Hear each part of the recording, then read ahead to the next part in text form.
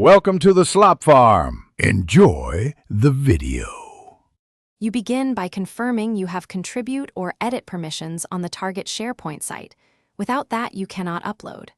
Once logged in, navigate directly to the document library and open the specific folder so you're in the right place. Make sure the PDF is under any library size limits and that your connection is stable. This avoids partial uploads. Now, click Upload and choose Files to start the transfer. This is the first actionable step that moves the document into Sharepoint. Once the file transfer begins, monitor the progress bar and stay on the library page until it finishes to prevent interruption. After upload, complete required metadata fields, title, department, document type, because Sharepoint uses those for filtering and retention. If versioning is enabled, decide whether this is a major version. Make sure to check in the document so others can edit. If a file with the same name exists, choose Replace or Rename locally. This prevents unintended overwrites.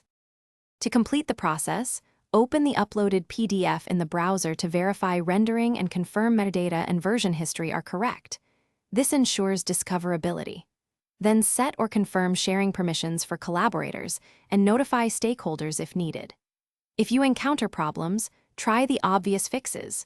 Retry the upload, clear browser cache, or use OneDrive/Files on-demand sync to push the file. A key troubleshooting tip: if the web upload repeatedly times.